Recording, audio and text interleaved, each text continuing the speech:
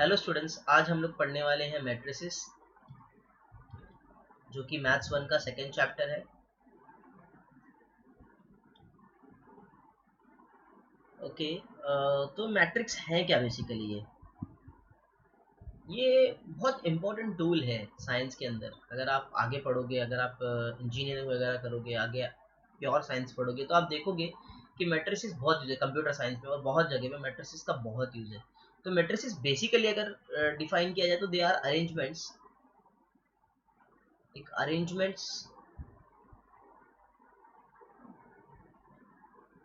Of numbers in rows and columns. Rows और columns के form में नंबर्स को अरेंज करने को हम लोग मैट्रिक्स बोलते हैं। मैट्रिसेस बेसिकली प्लूरल फॉर्म है, मैट्रिक्स सिंगुलर है।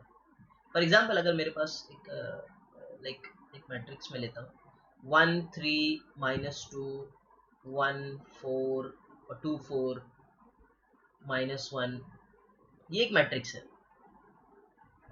मैट्रिक्स क्यों है कि बेसिकली ये भी रोज और कॉलम्स के फॉर्म में अरेंज है। ये कॉलम्स है तुम्हारे और ये रोज है, तो इसमें बेसिकली 2 रोज है और 3 कॉलम है। 2 rows and 3 columns।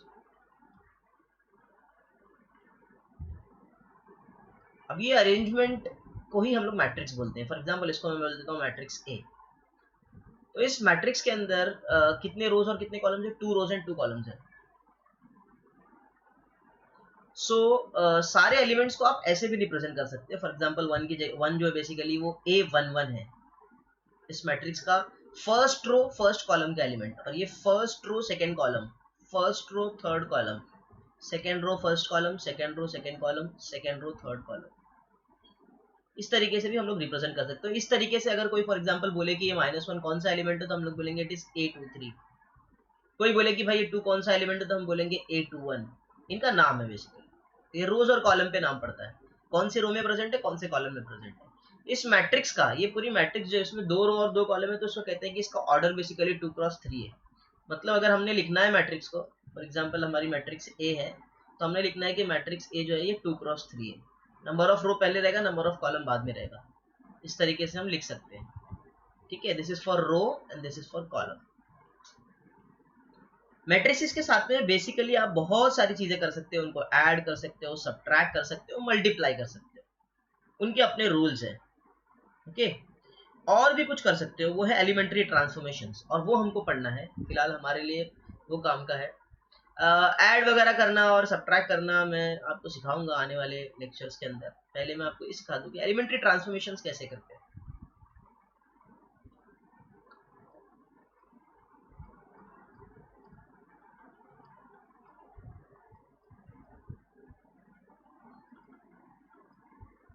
Elementary transformations का मतलब है कि हम रो या फिर कॉलम को ट्रांसफॉर्म करते हैं।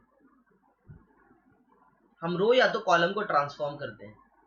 इसमें हम क्या कर सकते हैं, इसको जरा ध्यान से हम समझते हैं। हम 2 रो को ऐड कर सकते हैं, 2 रो को सब्सट्रैक्ट कर सकते हैं, रो को किसी कॉमन नंबर से मल्टीप्लाई कर सकते हैं।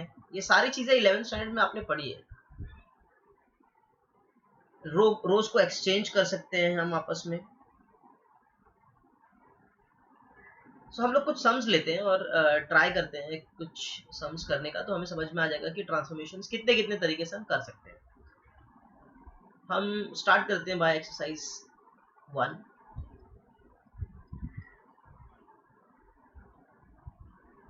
क्वेश्चन है, apply the given elementary transformations on each of the following matrices. पहला क्वेश्चन है, A is given as 1 0 -1। By the way ये 2x2 मैट्रिक्स है, क्योंकि इसमें 2 रोज एंड 2 कॉलम्स हैं। करना क्या है इसके साथ, वो चाह रहे हैं कि हम ये करें R1, ये दो तरफ अगर एरो पॉइंट कर रहा हो तो इसका मतलब होता है इंटरचेंज। इसका मतलब होता है टू इंटरचेंज।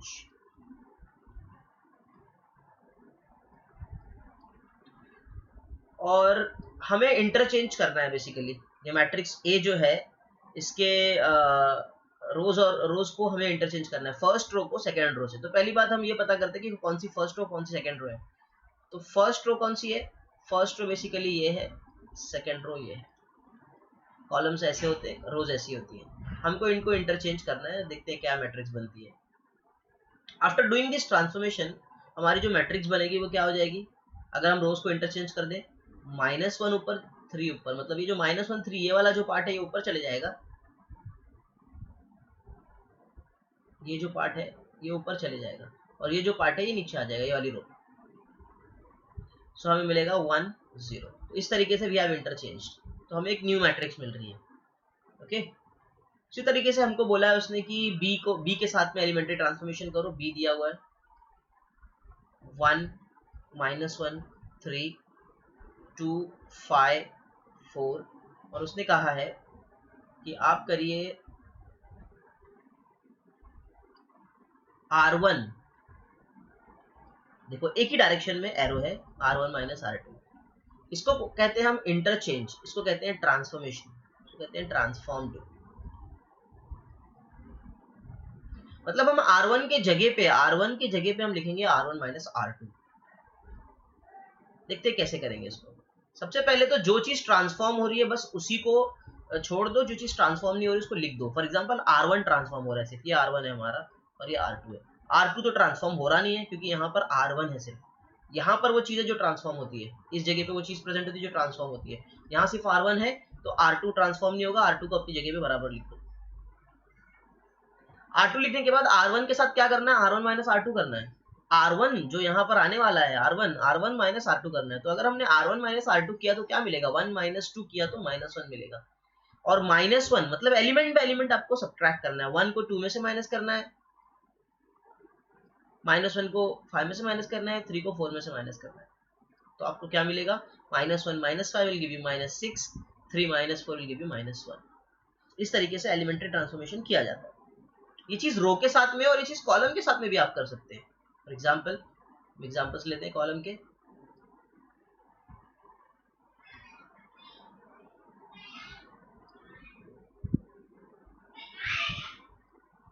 तीसरा क्वेश्चन, ये तो हमारा दूसरा क्वेश्चन था। तीसरे क्वेश्चन में हमको दिया है एक मैट्रिक्स ए है 5 4 1 3। क्या करना है हमें, यहाँ ट्रांसफॉर्मेशन कैरी करना है। C1 अगेन क्या है ये, इंटरचेंज, ये है इंटरचेंज। अगर आप इंटरचेंज कर दोगे तो क्या हो जाएगा, उस कॉलम की जगह पे ये कॉलम आ जाएगा। तो हमारी न्यू मैट्रिक्स क्या हो जाएगी, पहली बात तो C1 कौन सा कॉलम है, C1 ये है, और ये C2 है। आपने इंटरचेंज किया तो C1 इधर, C1 इधर एंड C2 इधर। तो आपको मिलेगा 4 3 5 1।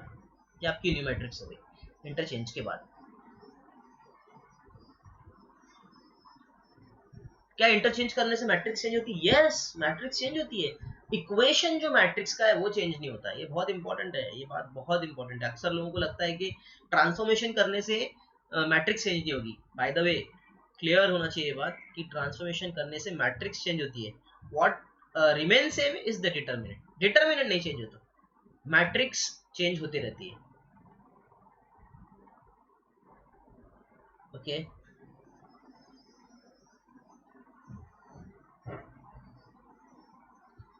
अब हम करेंगे फोर्थ क्वेश्चन। ओके ये क्वेश्चन, अच्छा इसका एक और एक पार्ट है, let us do that also. इसका और एक पार्ट है और वो पार्ट है b इक्वल्स 3 1 4 5, और उसने कहा है हमें कि आप क्या करिए, R1 इंटरचेंज कर लीजिए R2 के साथ में। तो मैट्रिक्स क्या बनेगी, R1 क्या है भाई, ये है, R2 ये है। अगर आप इंटरचेंज करेंगे तो आपको मिलेगा 4 5 3 1। लास्ट में उसने पूछा है व्हाट डू यू ऑब्जर्व, आप क्या ऑब्जर्व कर रहे हो इसके अंदर। हम ये ऑब्जर्व कर रहे थे तो कि जो इंटरचेंज करने के बाद यहाँ से और यहाँ से जो मैट्रिक्स मिली है वो दोनों मैट्रिक्स इक्वल है। मैट्रिक्स तब इक्वल होती है, दो मैट्रिक्स तब इक्वल होती है जब वो एलिमेंट बाय एलिमेंट इक्वल हो, मतलब उसका हर एक एलिमेंट इक्वल हो। तो दोनों ट्रांसफॉर्मेशन, यहाँ से हमने ट्रांसफॉर्मेशन किया ये एक अलग मैट्रिक्स, यहाँ से हमने ट्रांसफॉर्मेशन किया ये भी एक अलग मैट्रिक्स, लेकिन लास्ट में दोनों का आंसर सेम आ रहा है। तो ये ऑब्जर्व कर रहे हैं हम लोग कि जो लास्ट में मैट्रिक्स मिल रही है वो सेम है।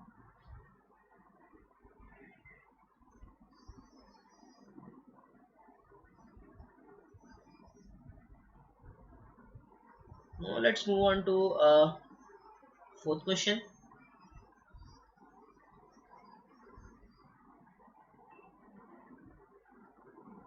क्वेश्चन है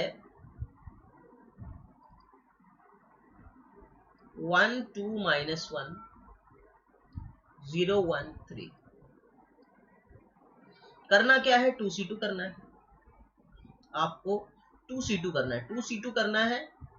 देखो इसको आप ऐसे भी लिख सकते हो 2c2, या आपका दिल करे तो आप c2 ट्रांसफॉर्मेशन 2c2 भी लिख सकते हो, बिकॉज आप 2c2 कर रहे हो मतलब आप क्या कर रहे हो, मल्टीप्लाई कर रहे हो। मिनट डिफरेंट कलर यूज करता हूँ, आप बेसिकली मल्टीप्लाई कर रहे हो c2 को 2 से, इसका मतलब आप c2 को ट्रांसफॉर्म कर रहे हो, तो आप ऐसे भी लिख सकते हो। तो जो न्यू मैट्रिक्स बनेगी वो कैसे बनेगी, c2 बेसिकली क्या है, ये वाला कॉलम है, ये c1 है और ये c3 है। तो बाकी कॉलम को वैसे ही रखो, इस कॉलम को 2 से मल्टीप्लाई कर दो, 4 and 2, 2 2 जा 4, 2 1 जा 2, तो ये आपका न्यू मैट्रिक्स हो गया।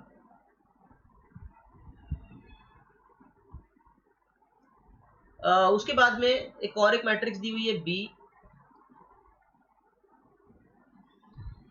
1 0 2 2 4 5। इसने बोला है -3r1 करो, -3r1 मतलब r1 का ट्रांसफॉर्मेशन करना है, -3 से r1 को मल्टीप्लाई करना है। आप किसी कांस्टेंट नंबर से किसी भी रो या कॉलम को मल्टीप्लाई कर सकते हो एलिमेंट्री ट्रांसफॉर्मेशंस के अंदर। तो -3 से आप r1 को मल्टीप्लाई करोगे, ये आपका r1 है और ये आपका r2 है, r2 अनचेंज है तो r2 ऐसे ही लिख दो। r1 को आप -3 से मल्टीप्लाई कर दोगे तो -3, 0 से मल्टीप्लाई करोगे तो 0, -2 इंटू -3 करोगे तो -6। ओके, सारे एलिमेंट को आपको मल्टीप्लाई करना है -3 से। अब उसने क्या बोला है कि find the addition of the two new matrices, जो आपको न्यू मैट्रिसेस मिली है उनका एडिशन पता करो। तो मैं एक काम करता हूँ, इस मैट्रिक्स का नाम दे देता हूँ C और इस मैट्रिक्स को नाम दे देता हूँ D। अब इनको ऐड करना है। अब यहाँ पर मैं आपको एडिशन सिखाता हूँ कि जब आपको मैट्रिक्स ऐड करना है, दो मैट्रिक्स ऐड करना है, तो एक चीज आप याद रखिए, दो मैट्रिक्स तब ऐड होगी जब उनका ऑर्डर सेम हो। पहले इनका ऑर्डर देखिए, ये 2 क्रॉस 3 है, 2 रोज 3 कॉलम्स है, 2 रो है 3 कॉलम, इसमें भी 2 क्रॉस 3 है, 2 रो 3 कॉलम। जब दो मैट्रिक्स का ऑर्डर सेम होगा तभी वो ऐड या सब्ट्रैक्ट होगी।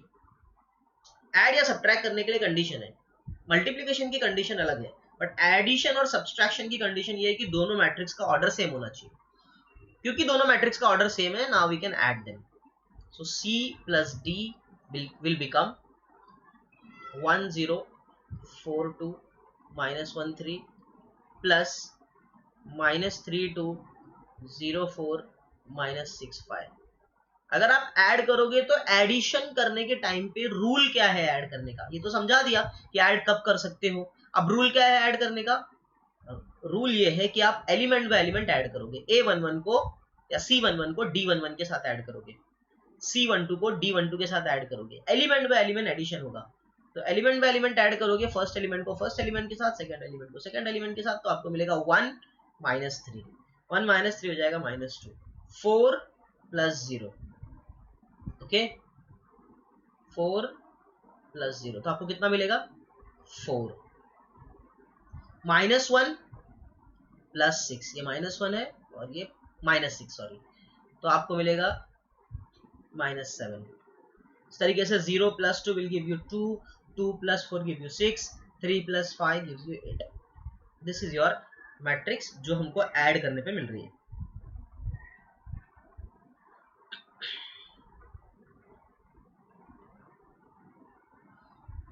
ओके, क्लियर है बच्चों, बहुत सिंपल है, कुछ ज्यादा इसमें है नहीं, ये सिंपल चैप्टर है।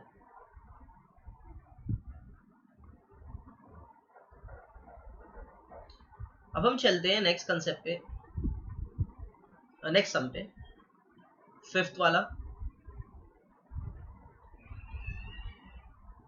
थोड़ा बड़ा बना देता हूँ बिकॉज 3x3 है मैट्रिक्स, 3 रो 3 कॉलम है इसके अंदर।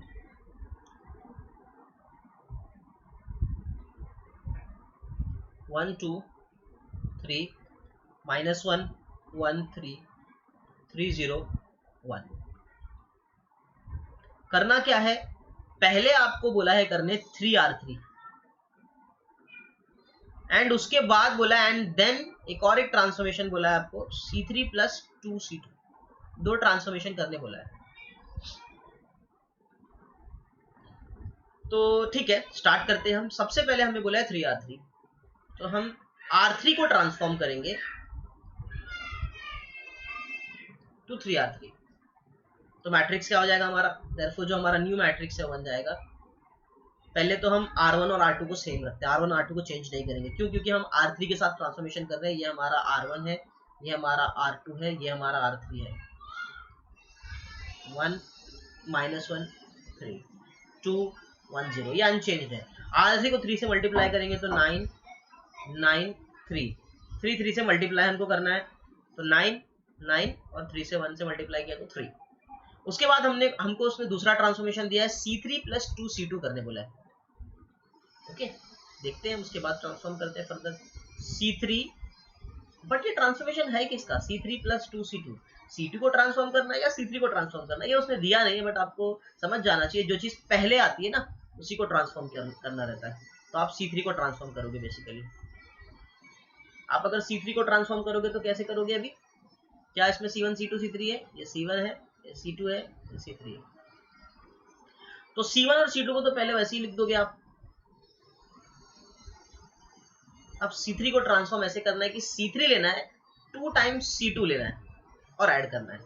तो अगर आप जैसे मैं आपको करके बताता हूँ इसको, कि आप लोगे पहला एलिमेंट फॉर एग्जांपल 3 है, इसका 3 लोगे प्लस 2 टाइम्स इसका पहला एलिमेंट C2 का -1 है, तो ये हो जाएगा 3 - 2 = 1। उसी तरीके से आप इसका दूसरा एलिमेंट है 0 प्लस 2 टाइम्स इसका दूसरा एलिमेंट 1, तो ये मिलेगा आपको 0 + 2 = 2। यहाँ पर आपका पहला तीसरा एलिमेंट C3 का प्लस 2 टाइम्स 9, मतलब तीसरा एलिमेंट C2 का 3 + 18 मिलेगा विच इज इक्वल टू 21। सो आपको क्या क्या मिल गया, आपको मिल गया 1 2 21। ये आपका न्यू मैट्रिक्स हो गया, जो सारा एलिमेंट्री ट्रांसफॉर्मेशन करने के बाद बन गया, जो उसने हमें कहा था करने के लिए। जो एलिमेंट्री ट्रांसफॉर्मेशन उसने हमसे कहे थे करने के लिए वो हमने कर दिए।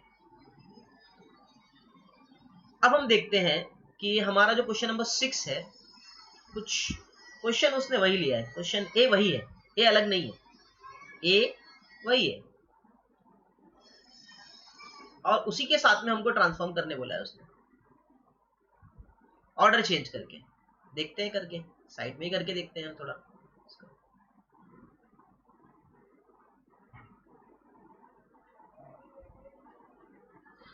क्वेश्चन नंबर 6 में ए वही है, ए है हमारा 1 2 3 -1 1 3, मैट्रिक्स सेम है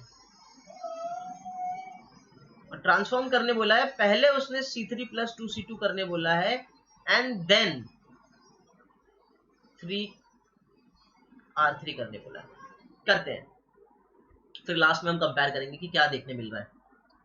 सो C3 को ट्रांसफॉर्म करना है C3 + 2C2 पे, तो C1 और C2 रह जाएगा सेम, C1 और C2 को अपनी जगह पे रहने दीजिए। C3 को ट्रांसफॉर्म करिए, C3 आपका क्या है ये, तो 3 + 2 टाइम्स -1, ये हो जाएगा 3 - 2 विच इज इक्वल टू 1। इसी तरीके से 0 + 2 टाइम्स 1 आपको देगा 0 + 1 2 इज इक्वल टू 2। फिर 1 + 2 टाइम्स 3, ये आपको मिलेगा 1 + 6 इज इक्वल टू 7।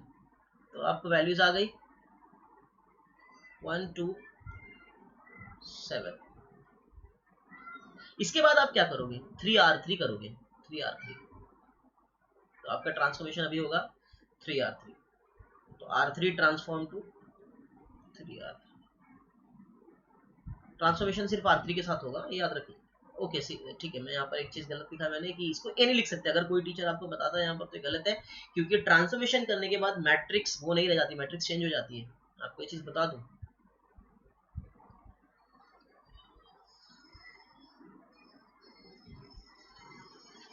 R1 और R2 को ऐसे ही रहने दो,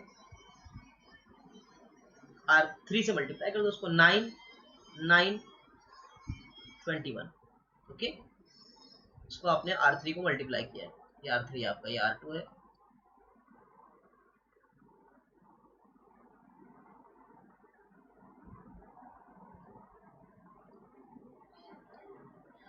अब हम आंसर को कंपेयर करते हैं दोनों।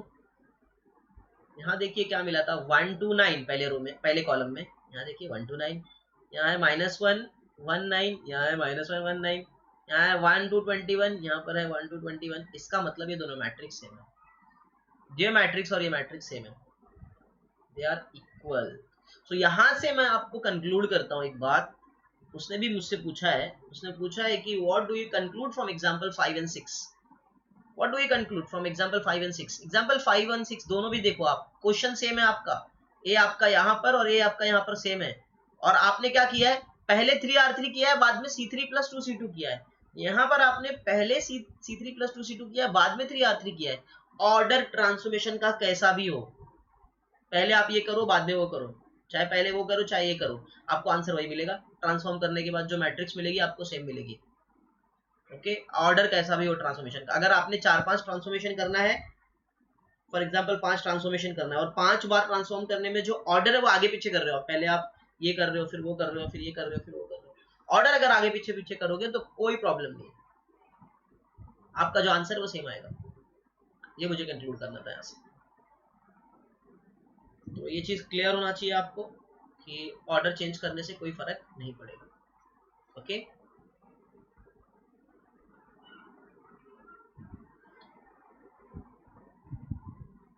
अब हम चलते हैं 7वें क्वेश्चन पे। 7वां क्वेश्चन है, इससे बहुत सिंपल क्वेश्चन है। Use suitable transformation on this matrix. एक मैट्रिक्स दिया है हमें 1 3 2 4। सूटेबल ट्रांसफॉर्मेशंस यूज करो to convert it into an upper triangular matrix. इसको अपर ट्रायंगुलर मैट्रिक्स में कन्वर्ट करना। ये अपर ट्रायंगुलर मैट्रिक्स होती क्या है, पहले तो अपर ट्रायंगुलर मैट्रिक्स के लिए मैं आपको समझा दूं कि बेसिकली ये क्या होती है, सुनिए।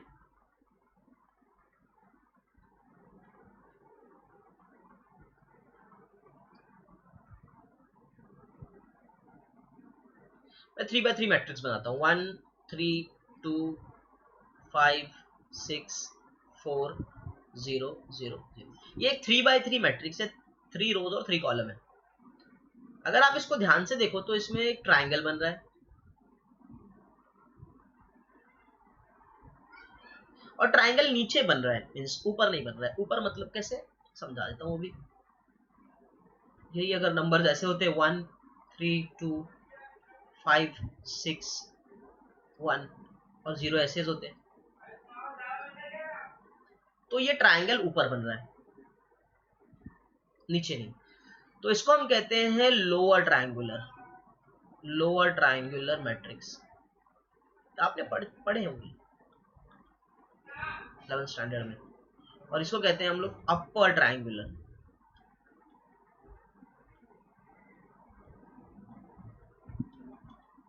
और उसने मुझसे क्या पूछा है कि मैं जो ये मैट्रिक्स मुझे दिया है इसको एक अपर ट्रायंगुलर मैट्रिक्स में कन्वर्ट करूं, सूटेबल ट्रांसफॉर्मेशन यूज करके, कोई भी एलिमेंट्री ट्रांसफॉर्मेशन यूज करूं और कन्वर्ट करूं।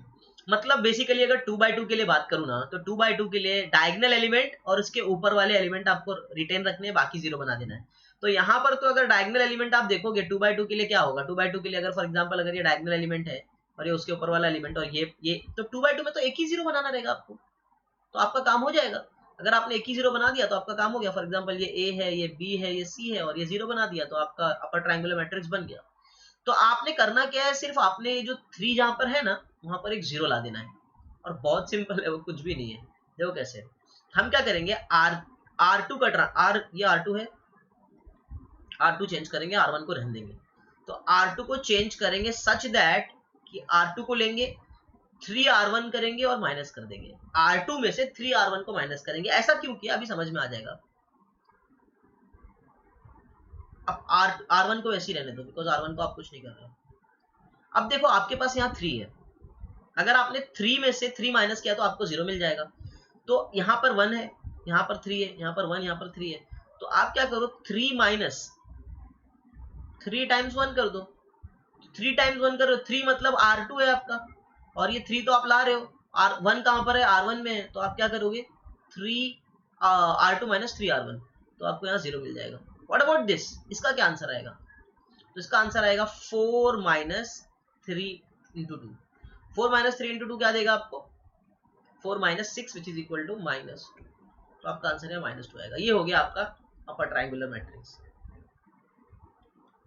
सिंपल ट्रांसफॉर्मेशन से हमने बना लिया।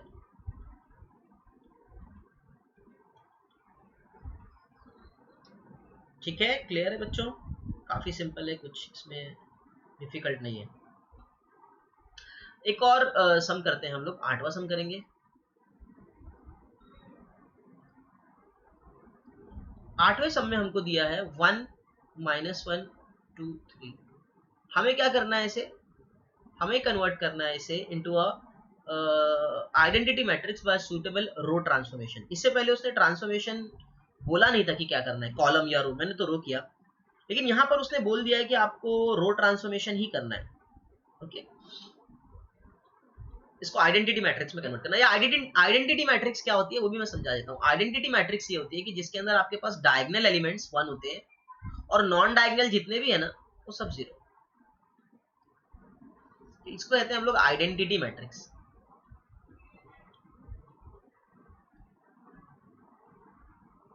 टू बाई टू के लिए मैट्रिक्स कैसे दिखेगी, this is for 3 by 3, 3x3 matrix है। 2x2 के लिए दिखेगी 1 0 0 1, diagonal elements are 1, non diagonals are 0।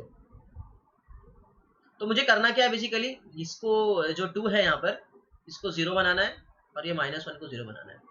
एक रूल फॉलो करूंगा मैं, अगर वो रूल से आप चलोगे तो आपको आगे भी वही रूल फॉलो करना है, नया कुछ सीखना नहीं पड़ेगा। और 3x3 और अलग अलग जो सम्स है हम लोग अलग अलग टाइप के सम्स है वो इस तरीके से कर पाएंगे। जैसे कि फॉर एग्जांपल हमको इनवर्सेस पता करना है, उसमें भी हमको आइडेंटिटी मैट्रिक्स क्रिएट करना है एक जगह पे, तो यही मेथड से आप क्रिएट करो। सबसे पहला काम होगा कि आप फर्स्ट एलिमेंट को देखें, A11 को देखें। A11 1 होना चाहिए, आपके पास A11 1 है, बस कोई प्रॉब्लम नहीं है। उसके बाद आप क्या करोगे, रो में जाओगे नीचे, क्योंकि आप रो ट्रांसफॉर्मेशन कर रहे हो, सॉरी कॉलम में जाओगे नीचे, कॉलम में नीचे मतलब सेकेंड रो में जाओगे आप बेसिकली। आप सेकेंड रो के जो फर्स्ट एलिमेंट को देखोगे, फॉर एग्जांपल यहाँ पर वो एलिमेंट ये है, इस 1 के हेल्प से इसको आप 0 बनाओगे 2 को। अभी आपका दिमाग तो बोल रहा है क्या, कैसे 2 को 0 कैसे बनाएंगे हम, ये जो R2 है, ये R2 है और ये R1 है। आप क्या करो, R2 जो कि 2 है उसमें से माइनस कर दो 2 टाइम्स R1। अगर आपने 2 में से 2 टाइम्स 1 माइनस कर दिया तो आपको 0 मिलेगा ना। उसी तरीके से आप इसको 0 बना लोगे। उसके बाद क्या काम करना रहेगा मैं बताता हूं, पहले हम लोग ये कर लेते हैं। सबसे पहले क्या करना है, ये देखना है कि A11 मतलब फर्स्ट एलिमेंट जो है हमारा 1 है क्या, पहली रो का फर्स्ट एलिमेंट, पहले रो का पहले कॉलम का फर्स्ट एलिमेंट, पहले रो का पहला कॉलम मतलब फर्स्ट रो फर्स्ट कॉलम का जो एलिमेंट है वो A11 हम उसको बोलते हैं। वो 1 है तो उसके नीचे के एलिमेंट्स में जाना है हमको, उनको 1 बनाना है। अगर 3x3 है तो उसके नीचे और 2 एलिमेंट रहेंगे, जैसे कि एग्जांपल ये 1 है तो 1 के नीचे और 2 रहते हैं। ठीक है, अभी यहाँ पर फिलहाल एक ही है तो उसको 0 बनाने के लिए हमने R2 माइनस 2R1 किया है, ये R2 ट्रांसफॉर्मेशन है। सो हमारा मैट्रिक्स बन जाएगा 1, क्योंकि R1 तो हमने चेंज नहीं किया, -1, ये हो जाएगा 2 minus 2 times 0, okay 2 times 1 which is 0। दूसरी चीज ये क्या होगा, 3 माइनस 2 टाइम्स -1, तो ये हो जाएगा 3 प्लस 2, क्योंकि माइनस माइनस प्लस हो जाता है, और आपको मिलेगा 5, तो ये आपको मिल गया 5। एक तरह का ट्रांसफॉर्मेशन आपने कर लिया। अब दूसरा काम क्या होगा आपका, ये जो 5 दिख रहा है आपको, इसको आपको 1 बनाना है। क्यों, आपको सबसे पहले फर्स्ट रो, फर्स्ट A11 जिसको बोलते हैं हम लोग, उसको 1 बनाना है, और जैसे उसके नीचे वाले एलिमेंट्स है उनको 0 बनाना है। जैसे वो काम हो गया तो आप सेकेंड रो पे जाओगे, सेकेंड रो सेकेंड कॉलम मतलब A22 जो कि यहाँ पर है, ये A22 second row second column का जो एलिमेंट है उसको आप 1 बनाओगे। इसी तरीके से आप इसके इस रो के अंदर जो दूसरे एलिमेंट्स है उसको इसके हेल्प से 0 बनाओगे, इस कॉलम के अंदर जो एलिमेंट्स है। और फिर आप तीसरे कॉलम पे जब जाओगे तो A33 को पहले आप 1 बनाओगे और उसी के हेल्प से आप बाकी को 0 बनाओगे। तो यहाँ पर क्या करना है, पहले इसको 1 बनाना है, फिर इसके हेल्प से इसको 1 बनाना है, इसके हेल्प से आप क्या करोगे 2 को 0 बनाओगे, और फिर बाद में इसको 1 बनाओगे और इसके हेल्प से -1 को 0 बनाओगे। Okay, let's see. तो आपने क्या करना है, अभी ट्रांसफॉर्मेशन होगा, इसको 1 बनाना है तो R2 में है वो, बेसिकली R2 को आप 1/5 से मल्टीप्लाई कर दो, तो आपकी मैट्रिक्स बन जाएगी R1 तो ऐसे ही रहेगा, ये हो जाएगा 0, 1/5 इंटू 0 इज 0, 1/5 इंटू 5 इज 1, ये बन गया। अब आपने क्या करना है, इस वाले को देखना है, उस रो में, उस कॉलम में दूसरे एलिमेंट्स जो है कि -1, पहला कॉलम पूरा हो गया। ओके, अब आपको दूसरे कॉलम के A22 को आपने बना लिया। अब दूसरे कॉलम में जो बच गए हैं, 1 के अलावा जो एलिमेंट्स बच गए हैं उनको 0 बनाना है हमें, क्योंकि आइडेंटिटी बनाना है ना बेसिकली। तो इसको छोड़कर जो बचा है वो ये है। अब इसको 0 कैसे बनाएंगे हम, इसको 0 बनाने के लिए इसी के हेल्प से बनाना है हमें, ये ऑर्डर याद रखना, अदरवाइज बहुत मुश्किल हो जाएगी, आप फंस जाएंगे। किसी को 0 बनाने जाएंगे तो कोई और जो 0 था वो 1 बन जाएगा, इस तरीके से आप कभी सॉल्व नहीं कर पाएंगे। तो ये एक पर्टिकुलर वे है इसको सॉल्व करने का, जो मैथमेटिशियंस ने डिस्कवर किया है, आप भी इसी तरीके से सॉल्व करो। तो यहाँ आप क्या करने वाले हो, यहाँ ट्रांसफॉर्मेशन बहुत सिंपल है, आप देख सकते हो, ये R1 है आपका और ये R2। अगर आपने R1 को R2 में ऐड कर दिया ना तो -1 + 1 0 हो जाएगा, बराबर। तो आपने करना क्या, R1 ट्रांसफॉर्मेशन R1 + R2, बहुत सिंपल है। सो आपका मैट्रिक्स बन जाएगा। आप पहले R2 को लिख दो, क्योंकि R2 को आप चेंज नहीं कर रहे हो, ठीक है। यहाँ पर R1 सिर्फ चेंज हो रहा है। और दूसरी बात, ये 1 जो है 1 + 0 करोगे आप, है ना, 1 + 0 तो आपको 1 ही मिलेगा, तो पहला एलिमेंट तो अनचेंज्ड है।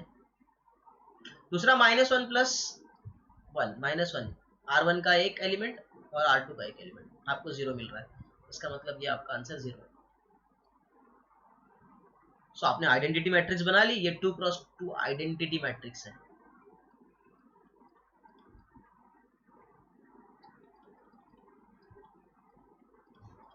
हम लोग इसको ऐसे भी लिखते हैं I2, और 3 × 3 को हम I3 भी लिखते हैं। स्क्वायर मैट्रिक्स n × n की है तो उसको IN भी लिखते हैं। वो सब मैं आपको डिटेल्स नहीं बताता, बिकॉज आप 12th स्टैंडर्ड में हो। जितना नेसेसरी है बस उतना बता रहा हूँ सिंपल लैंग्वेज में, ताकि आपको समझ में आ जाए। ज़्यादा डिटेल्स में नहीं जा रहा मैं, ज़्यादा डिटेल्स नेसेसरी नहीं है आपको अभी। ओके, क्लियर है, ये बहुत सिंपल था। यहीं पर हमारा लेक्चर एंड करते हैं हम। हमारी पहली एक्सरसाइज कंप्लीट हो गई है। ओके, गो थ्रू करिए, आपको सब समझ में आ जाएगा, बहुत सिंपल है। मैट्रिक्स तो बहुत सिंपल चैप्टर्स में गिना ही जाता है, और इजीली आप मार्क्स भी कमा सकते हो। मैथ्स 1 वो पार्ट है जिसमें आप इजीली मार्क्स कवर कर सकते हो, क्योंकि मैथ्स 2 थोड़ा सा डिफिकल्ट लोगों में है। वो भी एक मतलब पहले से ही एक प्री अज्यूम चीज़ है कि डिफिकल्ट होता है, बट डिफिकल्ट नहीं है। Maths as a whole simple है। मैथ बेसिकली पूरा लॉजिकल होता है, लॉजिक पे बेस्ड होता है। अगर आपका लॉजिक अच्छा है, आप अच्छे से कर सकते हो। अच्छे से अगर फॉलो करोगे तो आप आराम से करोगे। मैथ्स का कोई भी सब चैप्टर कुछ भी आप कर सकते हो। Okay, thank you.